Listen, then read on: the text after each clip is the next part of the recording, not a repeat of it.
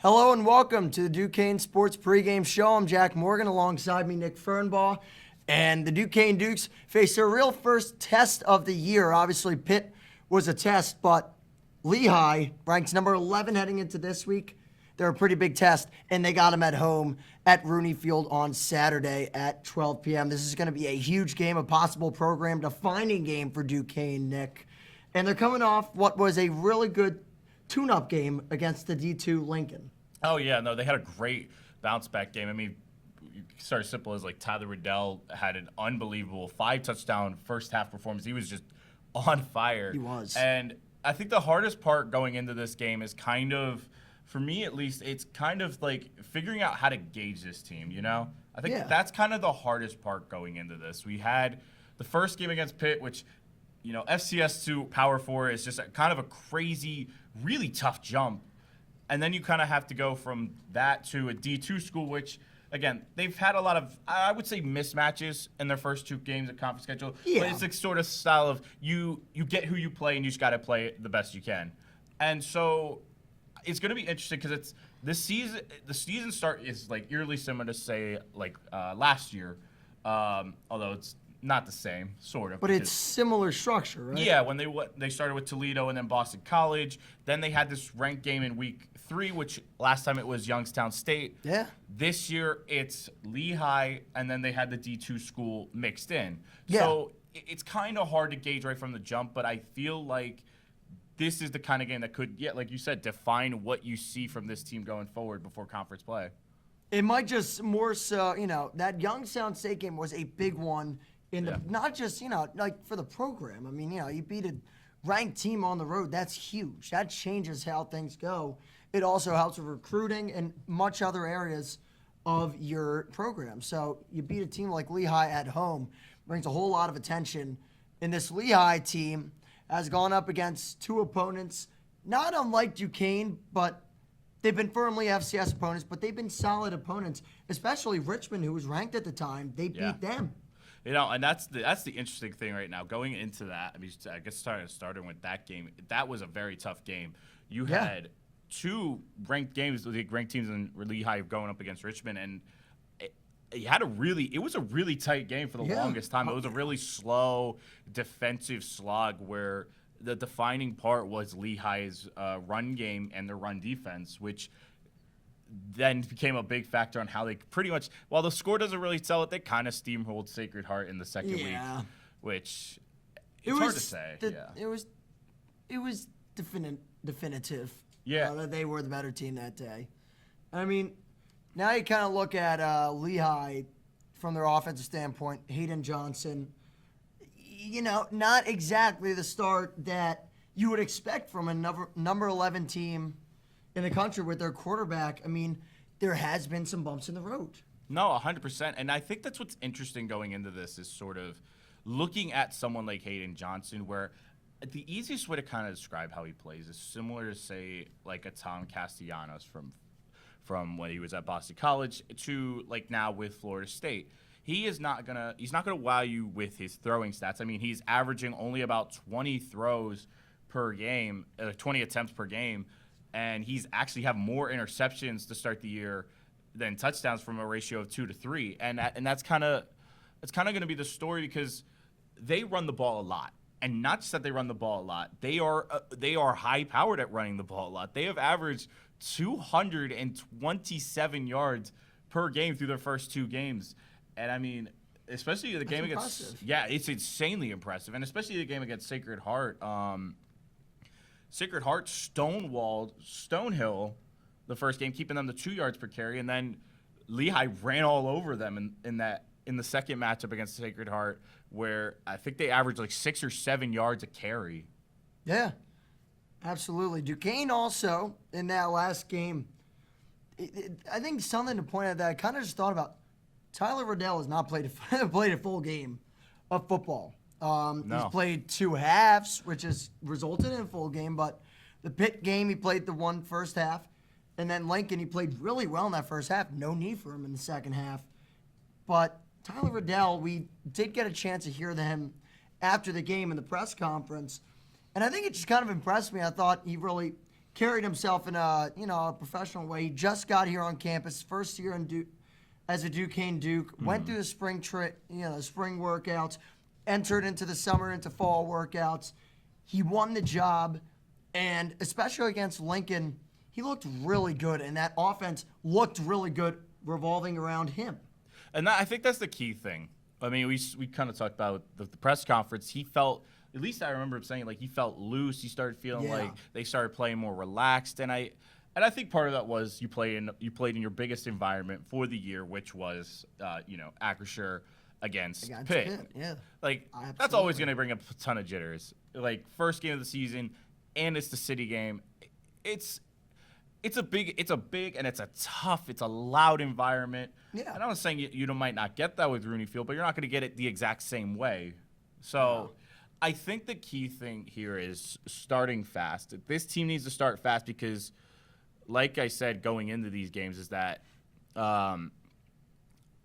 there's this sort of feel of like Lehigh wants to slow the game down, frustrate you, and just wear you down slowly but surely while also getting big runs. Yeah, absolutely. I think that's kind of their game plan. We're going to move towards players to watch, and it strikes some similarities, I think, in the players we have that we've already talked about in the first few minutes of the show. So I'll go to you. We'll start with Lehigh, your players to watch.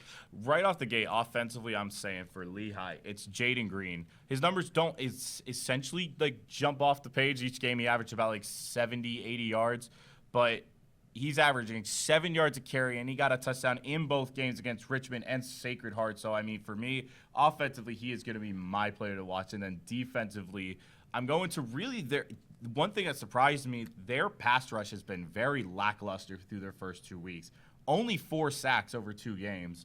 But a big part of their pressure is essentially their big defensive lineman, T.J. Burke, the senior from Delaware. He's got 2 of their 4 sacks, and he has been just like their big presence in the middle. And if you're going to stop someone like Duquesne, especially someone who can run downhill like Taj Butts, he's going to be that name that you're going to probably be paying attention to, and probably the main guy putting pressure on Riddell through most of the day.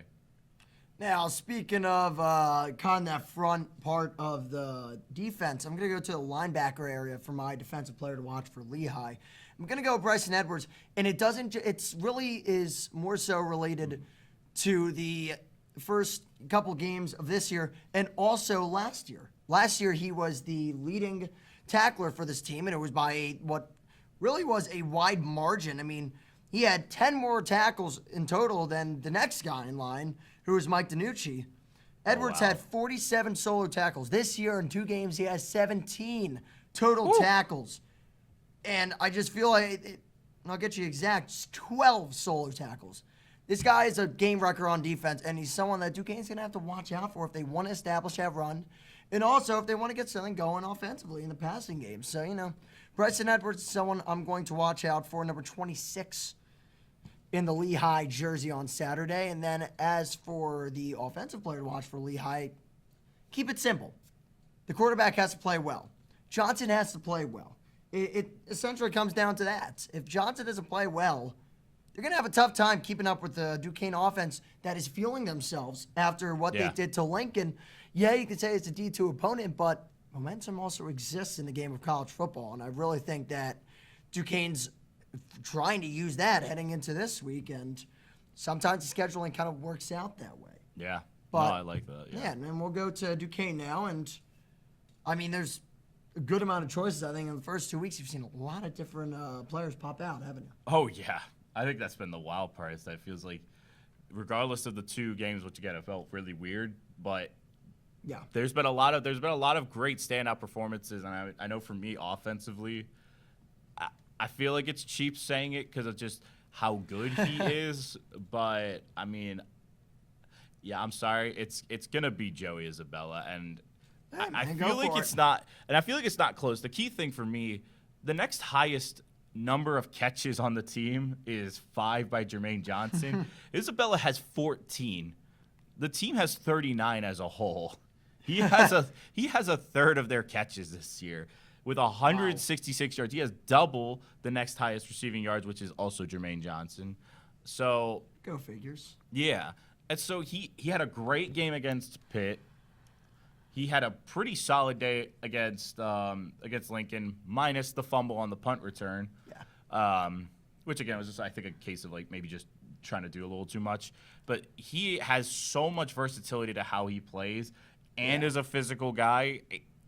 He is going to be one that is going to, I think, put a lot of fear into Lehigh's defense. Yeah, I think defensively, I like where you're going with that. I think we're going to go Jack Dunkley. And I think it's going to, I mean, listen, the guy was all NEC last year. First 2 games hasn't really made that stamp that he made on a bunch of games in the previous season.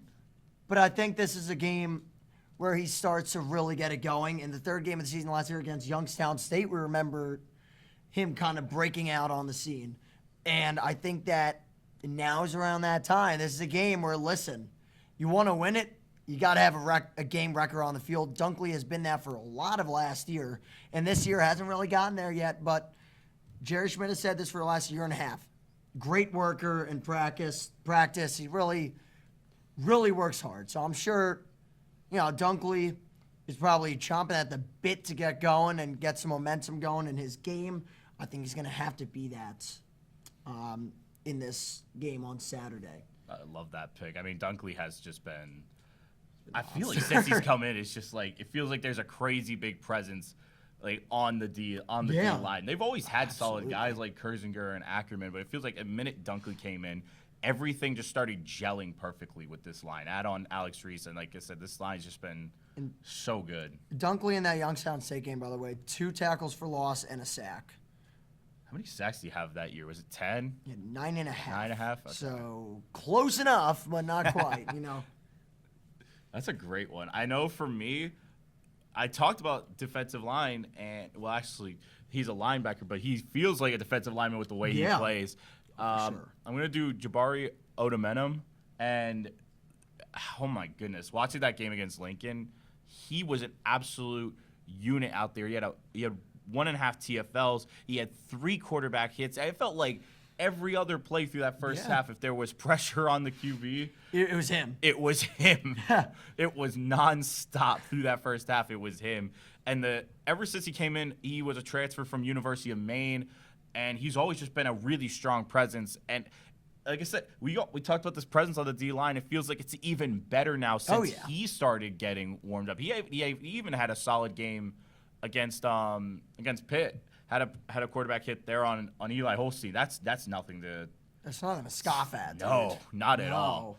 So those 2 guys are gonna be my player to watch for Duquesne easily. And my player to watch for the offense, I kept it simple with Lehigh. I'll keep it simple here. I like how Riddell is playing. I think I like how more confident he is in the pockets, and I think that was on notice against Lincoln and not so much against Pitt. I thought he just wasn't really hanging in there as long. Mm-hmm. And against Lincoln, he was just kind of working the defense, seeing what they were giving him. And obviously, you start your season off against Pitt. That's a pretty tough team to start it off against. Oh, yeah. That's got a little more comfortable here, and I think that's going to play into his favor as he comes into a matchup like this. And it's at home. Listen, get that home crowd going on that first drive. Hit a little deep fly to your boy Joey Isabella. Exactly. Listen, man, that's what I see. I vision it. I can see the vision for Saturday, and it just gets me so excited. I mean, who wouldn't be excited thinking about that? Pumps me up. I get out of bed this morning, and I think about that, and I jump out of bed, and I'm ready to go. Yes. And then I get to class, and then I get tired again. So, anyways, that's a joke. Half a joke. Let's get to our game picks. So, Duquesne Lehigh at noon on Saturday. Nick, who's taking the win in this clash of epic proportions for Duquesne? This is going to be tough. I mean, I've been saying it through the whole pregame. I think it essentially is going to come down to how much can they make my brain. Johnson? How much can they make Hayden Johnson throw the ball? Because I'm telling you right now, if Lehigh sticks to their game plan and Johnson only needs to throw somewhere between 15 to 20 times, Lehigh is easily coming out of here with a dominant win. But if you make him have to throw the ball 25, 30, 35 times, I see a chance to expose a team who's doing well in the FCS rankings. So I don't know if Duquesne's D-line is going to be fully able to, or if their linebackers are going to be able to help with the D-line and stuffing the run. I'm going to lean to Lehigh for right now, but I honestly think this will be a really close game. It's going to come down to the wire. Say, a memory I always have is it makes me think of Duquesne Stonehill from a few years back at the very tail end of the year. I think it was the second to last game of the season 2 years ago. That was one they lost. Yeah, Well, they haven't beaten Stonehill, have they? I don't. Or did they do it last year? I think they did it last year, yes. There was a running joke at the time. Yeah. Literally every time Duquesne had a chance to wrap up it was just like, oh, it's Stonehill. Uh-oh. I believe Lehigh takes it, but I think it's going to be very close. Yeah. Should be a fun game to watch. We'll be there for that. We'll get content for you. Duquesne Student Television. Make sure you keep it here. Oh, yeah. But listen, I think that this is one that is kind of falling into Duquesne's wheelhouse. As I was doing prep for this game, it was kind of just like, listen, man, Duquesne's offense, I like this year, and I really do, under the leadership of Riddell. Mm-hmm. Christ, even if he gets injured, I believe in Logan Kushner. Kushner's a solid I think backup. he's been great, too. And I like the connection with Joey Isabella. I think Isabella's finally having that, breakout season that we were like, Everybody was dude, waiting Andy for. Isabella's brother, when's he going to have it? It's Joey Isabella, man. He's kind of carved his own name for himself at Duquesne, and I think this is the year that is he's skyrocketing, right? And with Riddell, with the defense that is playing some good ball, I think special teams has to clean up a little bit. Actually, a lot of it. I didn't like the fumble that happened, and I didn't like the game against Pitt. But if the special teams can clean up their act and the defense, like you said, can really make Johnson have to pass the ball 25, 30 times in this game, they stand a heck of a chance. I have Duquesne winning this one 24-20. It's going to be a nail-biter, but either way, if Duquesne can keep this close, it says a lot about the direction of this program, at least this year, with a team who's still receiving votes here. Oh, yeah. In the top 25 since the beginning of the year. They're going up against a number 11 team. Can you hang with them? Hopefully Duquesne can. We will see, though. Thank you so much for watching the Duquesne Sports Pregame Show. For Nick Fernbaugh, I'm Jack Morgan. We're saying so long and enjoy the game, everyone. Take care.